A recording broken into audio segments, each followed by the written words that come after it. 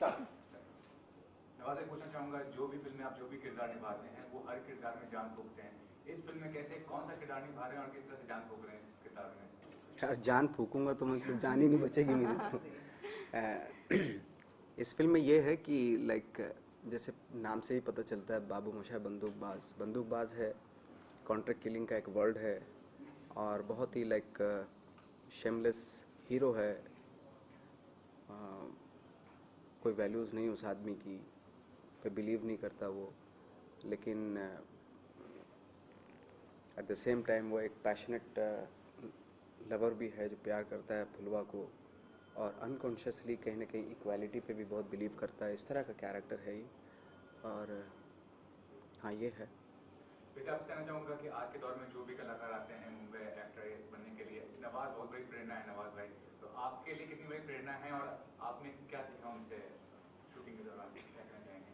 देखिए, नवाज जी बहुत अच्छे एक्टर हैं, उसमें कोई शक नहीं है, पर एक्टिंग हम सब कम या ज़्यादा कर ही लेते हैं। इस इंडस्ट्री में काम कर रहे हैं तो प्रोफेशन एक्टिंग है। तो मुझे इनके एक्टिंग से ज़्यादा जो अच्छी लगी है, इनकी जो स्टोरी है, अपनी स्ट्रगल की जो स्टोरी है। करीबन ये 15-20 साल से इस इंडस्ट्री के साथ जुड़े हुए हैं और इनकी लाइफ स्टोरी बहुत इंटरेस्टिंग है। पता नहीं क्या क्या प्रोफेशन में काम किया, कितने सारे थिएटर्स किए, कितने प्लेस किए होंगे आपने? 100-200 ज़्यादा। हाँ, इन्होंने करीबन 5,000 इंसान को स्टडी किए। और मैं भी कई सालों से स्ट्रगल कर रही हूँ, करीबन 10 साल से। मैं जब स्कूल में थी मैंने काम करना शुरू किया, तो जो स्ट्रगल मतलब जो सक्सेस मिलना चाहिए अब तक मुझे नहीं मिला है। और मैं कई फिल्में कर चुकी हूँ, ज़्यादातर इंडिपेंडेंट प्रोड्यूसर्स के, जो प्रॉपर तरीके से रिलीज़ नहीं हो पाते। तो जब इंसान के पास फिल्म ना हो, काम ना हो, पैसे ना हो, फिर भी वो किस तरीके से टिका रहे और अपने ड्रीम को पाने के लिए किस तरीके से कोशिश करे, ये सब चीज़ें ना बहुत इंस्पायर करता रहा मुझे, इनकी लाइफ जो है मुझे। नवाज भाई, अपने करियर में अपने हर बड़ी फिल्म अभिनेता के साथ काम किया, आपका आधार क्या रहता है? जब कोई रोल सुनाया जाता है आपको तो आप जो रोल चुनते हैं, हामी कब भरते हैं? जब आप आश्वस्त होते हैं उस रोल के बारे में या प्रोड्यूसर के बारे में, डायरेक्टर के बारे में, क्या रहता है जब हामी कैसे भरते हैं आपका रोल के हिसाब से? वो डिपेंड करता है, बहुत सारी चीज़ों के ऊपर डिपेंड करता है। कभी कभी ये होता है भाई, कैरेक्टर सेम होता है तो आप नहीं कर सकते क्योंकि ऑलरेडी आप वो कैरेक्टर कर चुके होते हैं, तो ये होता है। दूसरा, मेरा ज़्यादातर फोकस रहता है डायरेक्टर पे ना कि स्क्रिप्ट पे। स्क्रिप्ट तो डेफिनेटली अच्छी होनी चाहिए, वो तो बेसिक बात है। बट मुझे कभी कभी लगता है कि लाइक अगर स्क्रिप्ट थोड़ी एवरेज है लेकिन डायरेक्टर बहुत सेंसिबल है, तो उस स्क्रिप्ट को एक लेवल पे ले जा सकता है ड्यूरिंग द शूटिंग एक्चुअली। लेकिन अगर एक बहुत अच्छी स्क्रिप्ट हो और डायरेक्टर बिल्कुल ही उस लायक है नहीं, तो अच्छी खासी स्क्रिप्ट की भी बैंड बच सकती है, बिकॉज ऑफ उसकी सेंसिबिलिटी वैसी है नहीं। तो मेरा फोकस ज़्यादातर डायरेक्टर पर रहता है। सेंसर ने काफी कट किया है फिल्म में, क्या समझते हैं कि उससे फिल्म का जो रस होता है, जो मेन इंडिग्रेंट होता है, उसमें कमी आएगी? कितना मतलब लॉजिकल होता है, इलॉजिकल होता है जब सेंसर ऑब्जेक्ट करती है कि उन पे ये सीन काटना है? इसी उसमें मुझे लगता है कि सर्टिफिकेशन देना चाहिए फिल्म को। अगर एडल्ट कंटेंट है, एडल्ट फिल्म है, तो उसको सर्टिफिकेट कर दो। कट फिर करने की ज़रूरत नहीं पड़नी चाहिए, क्योंकि उससे क्या होता है कि ऑथेंटिसिटी पे, फिल्म के रियलिज्म पे बहुत फ़र्क पड़ता है। क्योंकि कैरेक्टर्स, उसका जो एनवायरनमेंट है, उसका एटमॉस्फेयर है फिल्म का, वो ऐसी जगह पे पिक्चराइज किया गया, ऐसी जगह का है जहाँ पे ये चीज़ें होती हैं। अगर आप उन चीज़ों को कट कर दोगे तो वो फ्लेवर नहीं आएगा, फिर वो फेक लगेगी, झूठी लगेगी वो फिल्में। तो इससे बेटर है कि आप कॉम्प्रोमाइजिंग वाली फिल्म बनाइए, नहीं तो फिर ये हो जाएगा। अगर आप इस तरह की रियलिस्टिक फिल्मों पे या इस तरह की फिल्म या ऐसे कंटेंट पे कैची चलेंगी तो फिर कॉम्प्रोमाइजिंग वाली फिल्म हो जाएंगी, लाइक जो होती हैं, लाइक प्यार मोहब्बत वाली फिल्में, जो फेक फिल्में होती हैं, उस तरह की बनने लगेंगी। लेकिन अगर आपको टॉपिक ओरिएंटेड या रियलिस्टिक फिल्में, ऑथेंटिक फिल्में, लोकल फिल्में बनानी है, तो उस पर थोड़ा सा ऐसी ज़्यादती नहीं होनी चाहिए। ऑटोबायोग्राफी भी आ रहा है आपके लाइफ पे, कब तक मतलब पढ़ने को मिलेगा और क्या है इस ऑटोबायोग्राफी में खास? नहीं, मेरा बायोग्राफी नहीं है, वो मेमोर है। हाँ, वो अगले साल आ जाएगा मार्केट में, और या इस साल के एंड में आ रहा है। तो वो मेमोर है जहाँ से मेरी लाइफ शुरू हुई थी, मेरे गांव से। जब मैं खेती बाड़ी करता था, वो खैर वो तभी भी करता हूँ, बट वो वहाँ तक है, बॉम्बे आने तक, गैंग्स ऑफ वासेपुर मिलने तक ख़त्म हो जाती है वो मेमोर। तो उसके बीच में बहुत सारे इंसिडेंट मेरी लाइफ में हुए थे, तो उन सब के बारे में। बेटा आपके कैरियर के हिसाब से कितना महत्वपूर्ण फिल्म है, और जो रोल आप प्ले कर रही हैं उसको ऑथेंटिक बनाने के लिए आपने कितनी कोशिश की, क्या रिसर्च किया?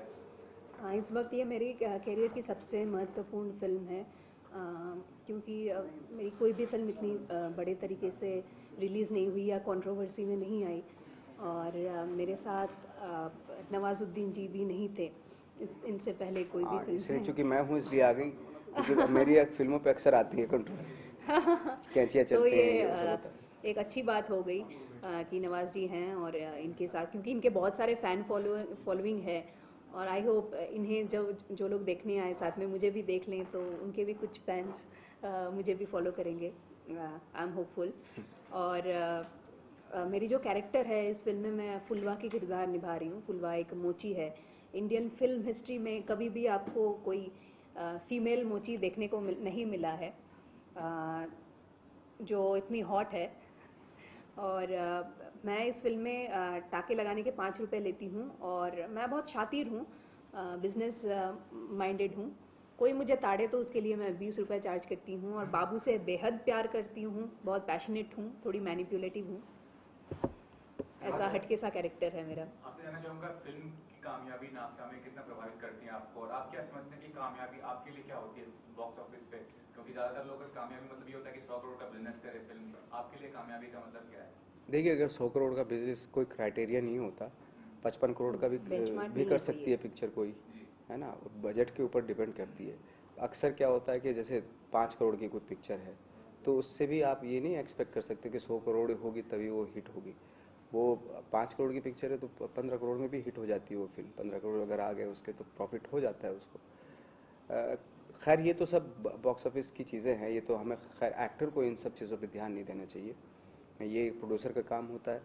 हाँ, अगर लोग ज़्यादा पसंद कर रहे हैं तो ऑफकोर्स एक्टर को अच्छा ही लगता है कि भाई उसका काम लोग ज़्यादातर लोगों के बीच में जा रहा है।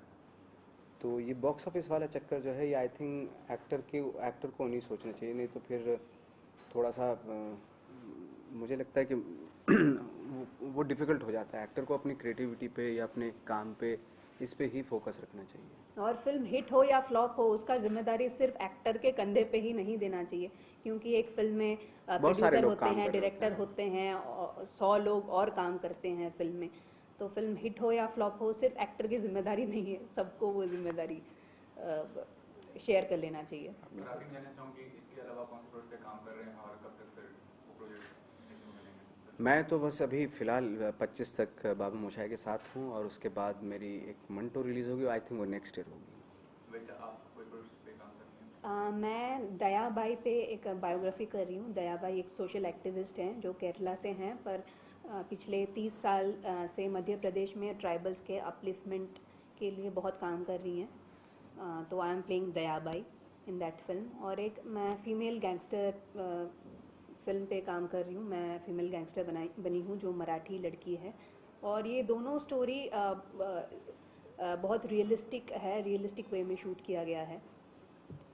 नवाज सर, एक आखिरी सवाल है कि आप इंडस्ट्री से बाहर के हैं, तो नेपोटिज्म के बारे में काफ़ी डिबेट होती, तो आप क्या सोचते हैं कि ये डिबेट आपके लिए कितने मायने रखते हैं? ये डिबेट, हाँ, डिबेट तो कोई डिबेट का क्या बोलूँ मैं। जो लगातार है कि जो फैमिली सपोर्ट मिलता है, और जो बाहरी लोग रहते हैं उनको ज़्यादा सपोर्ट नहीं मिलता, फिल्म नहीं मिलती, तो आप कैसे देखते हैं नेपोटिज्म को?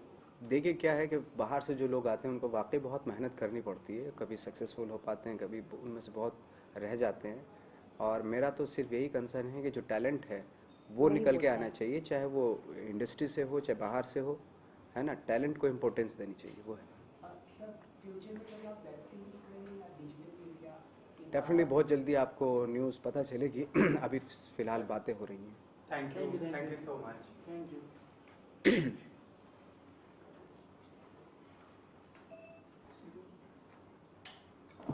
अच्छा लगता है ना खेलना। निकालना ना, हाँ, ऐसा लगता है सारे निकाल दूँ। हाँ।